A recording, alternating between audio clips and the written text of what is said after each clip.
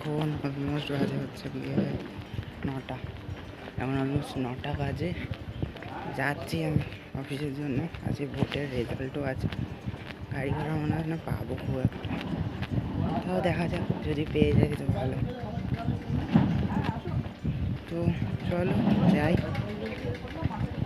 আর আজকে সকালবেলা ব্রেকফাস্ট করেছি হচ্ছে গিয়ে ভাত, আলু পটলের তরকারি, গাজরের চচ্চড়ি দিয়ে একটা ভালো করে 3 মিশালি তরকারি। তো এই আর কি হয়েছে। এখন যাচ্ছি, টাটা।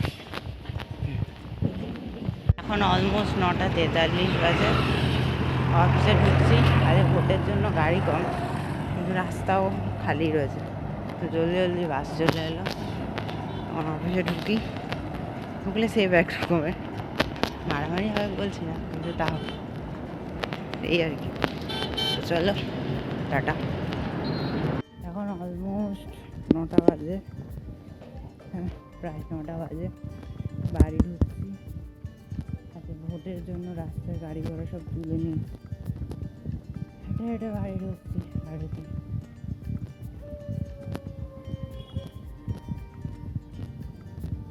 তারপর ওদের আজকে সাথে পড়ানোর হাতটা দিয়েছে। ওরা যে 6টায় এসেছে, ওরা যে পরীক্ষা দিচ্ছে 6টা থেকে 9টা অবধি তো পরীক্ষা দেবে। আমিও ঢুকবো, ওরা হয়তো বেরোবে। তারপর খাওয়া দাওয়া করে রেস্ট নেব। তো এই আর কি আজকে শিডিউল। কালকে আবার অফিস আছে। মা কী বানিয়েছে কে জানে, রুটি তো বানিয়েছে, এটুকু জানি, রুটি তরকারি। তো চলো টাটা, বাড়ি গিয়ে দেখি কী হচ্ছে না হচ্ছে। এখন পাক্কা 10:45 বাজতে যায়। ডিনার করতে বসেছি।